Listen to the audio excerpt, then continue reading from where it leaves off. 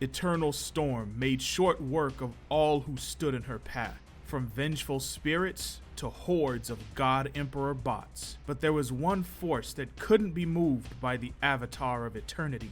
Even amidst a cosmic conflict that's as old as existence itself, Storm's path remains her own, for now. The sky is alive with the lights of war, evidence of a fierce battle taking place among the divine who harness such elements as their own. Thor, Shango, Chak, Susanoo, and Zeus. And on the surface of Earth is Aurora Monroe, whose kata conjures a cataclysmic lightning blast, enough to make the gods of old stop and pay attention. But their tale is for another day. For now we return with Storm to her abode in Atlanta, where Japheth, also known as Maggot, formerly of the X-Men, is seeking refuge and sanctuary. Storm's home is a place of peace for all who enter, but outside of her hovering home, there is no peace to be found. The horns of war are blown, and the sanctuary transforms into a battleship of great destructive power, known as Thundercloud. As Storm adorns herself in solid black vibranium armor and arms herself with blades old and new, Storm thinks back to mere hours ago when she was in more comfortable clothes and she shared a meal with Charles Xavier, one that she prepared with her own hands. Despite having every reason in the world to be hesitant to let him into her house, she broke bread with him, like they did in the old days. People are after him. People armed to the teeth with weapons made to hurt him, and he would deserve it, because he is broken out of the Greymalkin prison for mutants. After receiving a psychic distress call from his daughter, Xandra, Empress of the alien Shi'ar Empire, Xavier broke out of prison to help her. But he also suffers from a mutant brain tumor that's affecting his telepathic powers. But as is often the case, the founder of the X-Men refuses to accept the truth, and so his X-Men remain divided over whether to aid or apprehend him. Storm has had little time to process the recent events, no time to accept the fact that she was dead, or deal with the numerous attacks on her autonomy, and what of the cosmic stage that she now stands on. No time to think for that. There are people who need help, even if those people are very, very difficult to deal with. Though she has every reason to be hesitant with inviting him into her home, she also still remembers all that he's done for her over the years.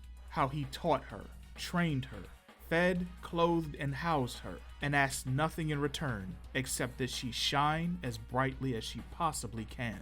All of the X-Men owe a great debt to Charles Xavier, and yet his actions as of late stand in stark contrast to the man that these people have dedicated their lives to, and a man whose life now hangs in the balance. 95% of escaped mutant convicts are killed during the manhunt sent to retrieve them. These delectable nachos just may be Charles's last meal. Aurora asks Charles why he's really here. Charles always was a dreamer, and now, in his darkest hour, he wants that dream back. Even just a piece of that old magic that was lost in their unified dreams when they were forced to awake to harsh realities. Charles Xavier wants to raise the dead one final time. In the present hour, a portal opens before the trio. Storm and Maggot form a defensive line in front of Charles. They're prepared for men armed with guns and weapons trained to kill. Men who never knew or cared for Charles Xavier. But what emerged from the other side of that portal was anything but. Those who were after Xavier knew him quite intimately, for whom better to hurt him a great deal than family? Cyclops emerges, with his team at his back. Magic, Kid Omega, Juggernaut, Psylocke, and Temper. The uncanny X-Men waltz into Storm's sanctuary with a very uncanny mission at hand. Scott tells his sister to stand down. She refuses.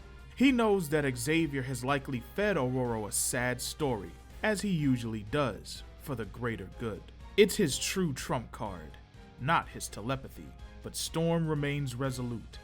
her ritualistic war paint accentuating the harshness of her facial expressions.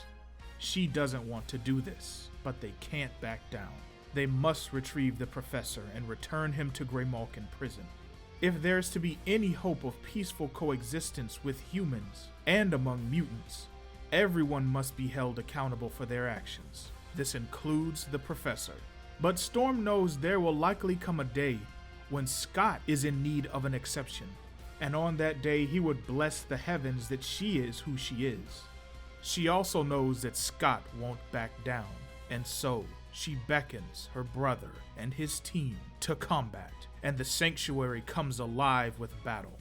Cyclops orders Kid Omega to shield them from Xavier's telepathy. Juggernaut is sicked on Maggot, while he and Psylocke will make a move for the professor and withdraw, leaving Temper and Magic to deal with Storm. He anticipates that she will not use her full strength and risk destroying her own base. But today, someone else resides within Storm. From the sidelines, he watches and grows more and more impatient. Pitiful. Years of fighting shoulder to shoulder with powerful comrades. Teammates who drafted countless alternate battle plans. Years of testing yourself against weak beings. You think this false strength is enough for every battle? Eternity's words rumble within Storm's body and around her soul as she conjures the elements against her former teammates, only to keep them at bay. Her moves prove effective, but only by so much. Cyclops and Juggernaut remain, with Maggot being overpowered by the mighty Marco. As Aurora's Tempest proved too much for Psylocke and Kid Omega, Scott unleashes an optic blast of mega proportions, so powerful, his own visor can't even contain the energy. Storm throws her hand forward, conjuring up an ice blast, and a beam struggle emerges between the X-Men's two greatest leaders of all time. But still, Eternity is not pleased. You've assembled no truly dangerous weapons. You've set no traps. Nothing but heart and goodwill. Very well. Watch and learn, child. She throws up her arms, letting the vibranium armor take the full brunt of Cyclops' attack, not knowing that Eternity already had a counter. He opens Storm's mouth and spews forth a tundra blast powerful enough to bring about the Ice Age, one which nearly seals Scott's fate. You have fought well, brave mutant. Make peace with your existence, Scott Summers, leader of the X-Men. The rest look on in horror as Eternal Storm's unbridled power locks Scott away in a prison of ice, and Juggernaut goes on the warpath, ripping Maggot's arm completely off. But Eternal Storm is not scared. Compared to Eternity's brothers, all present parties are weak, and with a flick of the wrist, they are all exited from Storm's sanctuary. Immediately attending to Maggot, Eternal Storm coughs up the essence of Egoun, allowing Maggot to eat off of it and heal up. He will emerge an Omega Maggot. But first, Juggernaut wants a word with the Eternal Wind Rider. Nothing can stop the Juggernaut, a theory Eternal Storm is more than happy to put to the test. She conjures up mighty lightning javelins that skew Juggernaut's arms, holding him in place in the perfect position to receive the immortal head smash from the Eternal Storm. The fighting is far too intense for Storm, alerting her former teammates to the fact that Storm is likely not in control here. But there's no time for such ideation now. Psylocke speaks to Beast telepathically as he makes his way to the engine room and is ordered to blow it up. Storm's sanctuary, powered by the same impossibly large mech technology that was initially sold to the public as the source of the Oklahoma City explosion. And yet, as Hank McCoy stands in position, he is approached from behind by his teacher.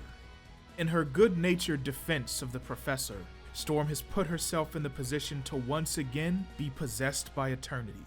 And while he saved her before, it's now Eternity that puts Storm in a difficult position. because he will soon learn a lesson that all beings in the universe eventually come to learn. Don't mess with the X-Men! Every month, I think Murewa is gonna calm the hell down and give us a regular or okay issue. And every month, I am so glad to be proven wrong. Storm does what she does best, acting on the behalf of others. And yes, that other here is one Charles Xavier. Someone who has a well-earned spot in the fuck you and the horse you rode in on pile after becoming a literal war criminal during the Krakoa era. Murewa's catching a fair amount of flack over his decision to have this happen, but it's nothing compared to the fit that people are pitching about something else going on in this issue. So I'll address this part here, and I'll save the other stuff for the reaction section. If Xavier was analogous to MLK pre-Krakoa, then post-Krakoa Xavier has swapped his civil rights leader mantle for something more dictatorial. And while Storm is willing to be many things in the right situation, a dictator is not one of them. Hell, she doesn't even want to be a queen. And when she saw just how low Chuck was willing to go in pursuit of his dreams that she still believed in, by the way, it was inevitable that these two would eventually part ways. I'm breezing over a lot of context here just for the sake of time, but thankfully, our man Al Ewing has us covered. All of this is addressed in X-Men Red issue 11. It goes into everything that set these two apart, including an issue that Storm's had with Chuck since the day he recruited her into the X-Men. But in that very issue, Charles crossed the line with Aurora when he tried to force his way into her mind. We all know that Storm's freedom and autonomy are paramount to her, so of course her psychic defense game would be on point, including, but not limited to, the Red Triangle Protocol, a psychic defense tactic taught to her by Charles himself. After that, she flies away, telling him that they are no longer friends and warning him to stay out of Arakko. So going from that to this, I can see how it would be jarring for some to see her just open her door to him so suddenly. She told this man to kick rocks until his toes were raw. Now she's fixing him nachos in the middle of the night. Why do all of this for him? Well, this might sound like a cop-out, but that's who she is. I will keep saying this until my ass turns blue. Storm is selfless. Look at how far Charles had to go before she cut him off. She's forgiven people who's tried to kill her and everything she stood for, straight up befriending them. Callisto, Magneto, the list goes on and on. None of those people violated her the way Charles tried to. But seeing Storm open her sanctuary to Chuck really is just a testament to how much she stands on her own business. It's also on brand for the series itself. Issue 1 saw her throwing herself into the fray for that mutant kid who had turned into a walking nuclear reactor in the middle of Oklahoma City. A lot of other people would have just killed him, but she was determined to make sure no mutant died that day. And keep in mind, nothing that we read suggests that she's back to embracing Charles with open arms. It seemed like more of a, you in deep shit, so I'm gonna let you crash here and let you eat my food, but when it's over, I'm reblocking you, type of deal. And that's what makes her Storm. And if she only broke bread with people who were close to her, she wouldn't be the goddess that she is. Moving along in the plot, we have to talk about that fight, which was inevitable, but still very much appreciated. Well paced and choreographed. Storm gets lots of moments to shine in her new vibranium armor, going on the defensive with that sick trident and blocking incoming attacks from the X-Men while using minimal effort to counter them. My favorite panel before shit hits the fan has to be this one here, where she's twirling the trident to conjure up a quick little tornado. And I can see some people catching the attitude with this too. She doesn't need a weapon to do all that. Of course she doesn't, but it looks cool, so hush. Second contender for my favorite sequence would be Eternal Storm using those lightning trident copies to hold Juggernaut in place before delivering a headbutt of divine proportions. And then of course we get another iconic Storm versus Psyche moment to add atop their pile of moments from over the years, as he overpowers Storm with his optic blast. Put a pin in that, it will be relevant later when we get to the reaction section. Eternal Storm comes back and goes full Godzilla on Cyclops, And that's not just an observation. Murewa literally used the King of Monsters himself as a reference. This motherfucker don't miss. No, he's fucking good. That motherfucker don't miss, man. He's good. But this whole final Eternal Storm sequence was just my shit. Partially because it was good on its own, but also because it reminded me of one of my favorite scenes from one of my all-time favorite anime, Yu Yu Hakusho. And for the uninitiated, allow me to weebsplain. Without getting too lost in the weeds of a 30-plus-year-old anime, the main character, Yusuke, is momentarily possessed by an ancestor of his named Raizen, who's also one of the most powerful demons in existence. Yusuke was in the middle of a battle against Shinobu Sensui, the big bad of the art that they were wrapping up at the time. And Raizen was just getting a little tired of seeing Yusuke quote-unquote take it easy on his opponent. You don't know how to use your power. Let me show you.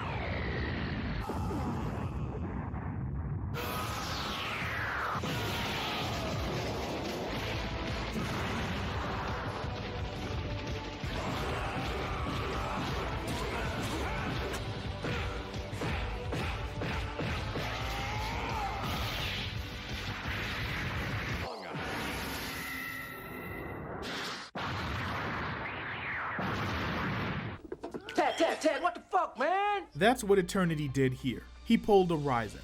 In fact, going forward, whenever Eternity does this, that's what I'm gonna call it. So let's see how many Raizens Eternity can pull before Storm finds a way to stop his fuckery for good. We also gotta talk about the art, because the Luch himself returns. Luciano Vecchio, with the stellar art that he always brings. He's been getting crazy praise on social media for his vibranium armor design, but we also gotta give it up for this man's paneling. This is that kind of paneling that's just peak comics in my opinion.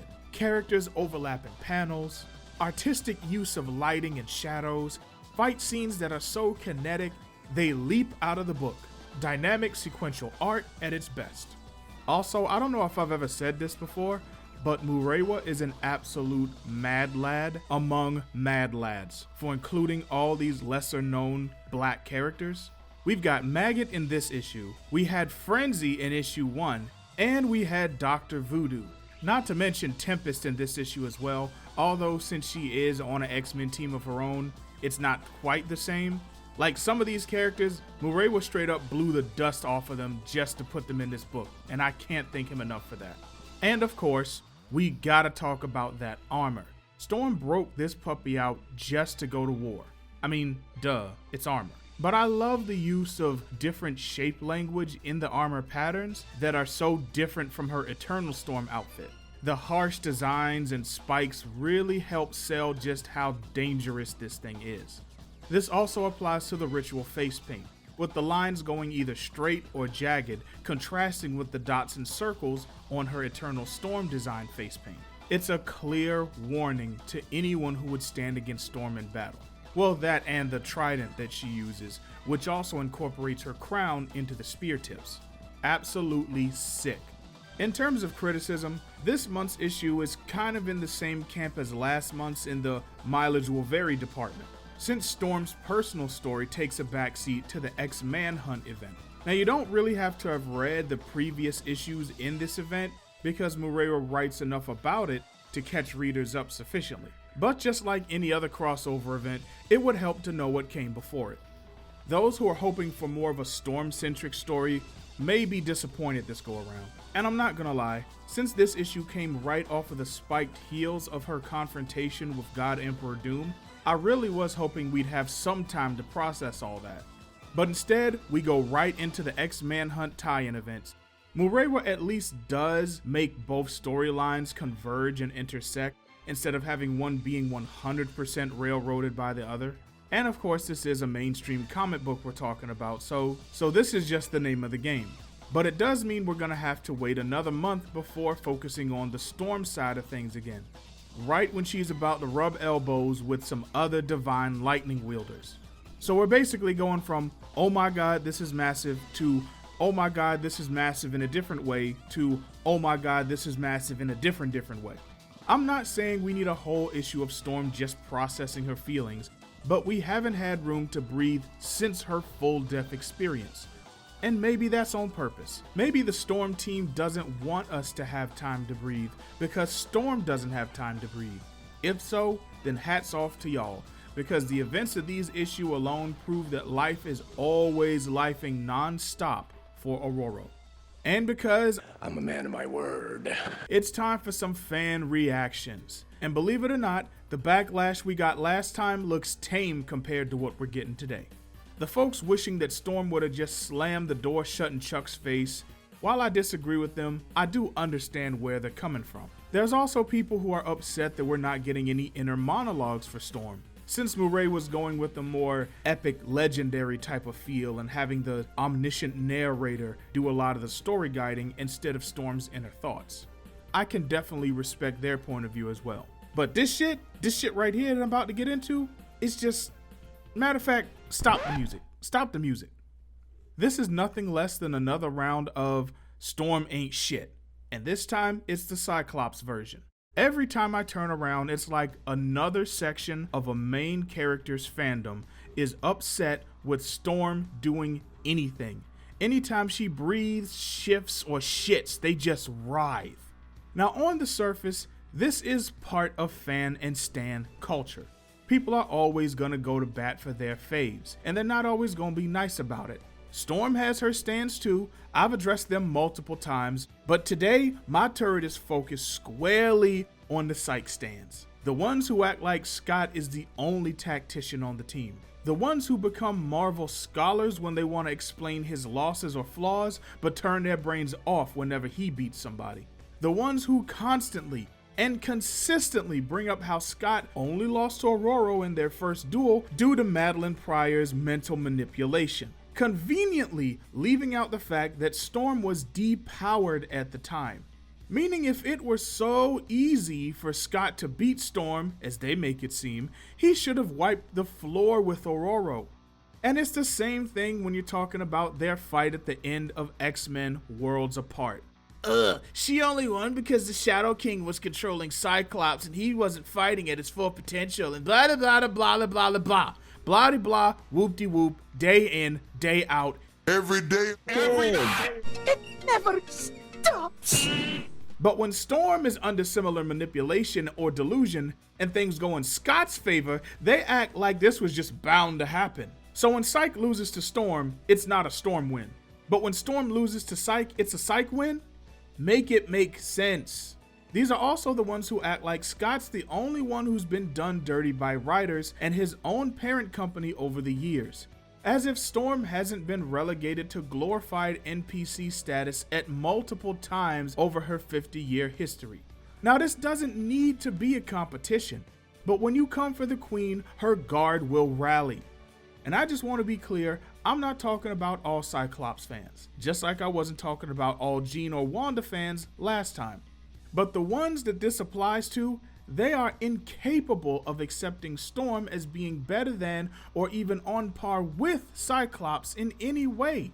They act like she doesn't have years of weapons and empty-handed combat experience, plus an absolutely broken mutation, which is essentially a Swiss Army knife of abilities, senses, powers, and buffs, and all of that is before you get to her magical and divine capabilities and her recent galactic glow-up, plus the grit and determination to stay in the fight when grievously injured, which almost happened in this issue. Even Murewa Ayudele himself can demonstrate how Scott can have the upper hand, which is an admirable feat for a writer. He didn't have to do that. He could have just had Scott just be steamrolled like the rest of the team. But he took the time to show that even as an alpha fighting an omega, Scott Summers is still that dude. And yes, she was holding back prior to Eternity's takeover. But newsflash, that's going to happen in every fight. Every fight between these two is going to have restrictive parameters. Put a Z on the end of that. Z! Thank you. As I said in my narration, these two are the greatest X-Men leaders of all time. Not only that, but they are good friends, brother and sister in Storm's eyes. We've seen fights that go in Scott's favor, and we've seen fights that go in Aurora's favor. all of their wins either have one or both of them operating with some severe handicap. That's how Storm just gets down anyway. But you know she's gonna have that turned up to 11 for her friends. Why are y'all acting like you don't know who this woman is? Or maybe that's the problem. You don't know who she is, you never bothered to find out or pay attention, so you just make shit up when something doesn't go your way. That is the most butthurt logic that I have ever seen in a fandom. I don't even stand for it when people do it for my characters, so I'm damn sure not gonna sit here and act like it's not a thing when people do it to my characters or against my characters. And I know I've got some Cyclops fans in my own audience, and I want to tell y'all right now that for those of you who are tired of seeing Scott be done dirty, I feel you. Those of y'all who were here last year, recall my X-Men 97 videos. And this is easily the best Cyclops fighting we've ever got. I mean, the whole dude's attitude has gotten a complete facelift and a half from the way he's been characterized in those live action movies. He is so fun to watch, so exciting. Yes, he's a Boy Scout, but he's a Boy Scout that brings the heat with them optic blasts. The way that man was zigzagging around the room while straight up serving dudes 2, 3, 4-piece combos, the whole slowing down his descent with his optic blast thing, this is Cyclops right now, y'all. Marvel, if you watching this is how you Cyclops. From now on, that's how you Cyclops. He was in the driver's seat for that whole season. He got way more development and shine than Storm did. Her life-death arc got truncated down to 2 measly little half episodes. And as much as that pissed me off, I can be happy that this character is being well done and want more for this other character at the same time. It's just all so frustrating. Cyclops, as an alpha level mutant, has defeated Omegas before, and he will continue to do so again. And that will more than likely include Storm at some point in the future. But Storm has proven time and time again that she is more than capable of taking Cyclops on in whatever conditions the story calls for. And to deny that is to deny 50 years of writing history and just plain old common sense. And that's all I have to say about that.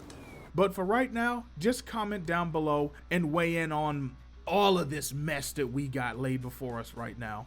And after that, click right here to get some more Weather Witch goddessness in your life.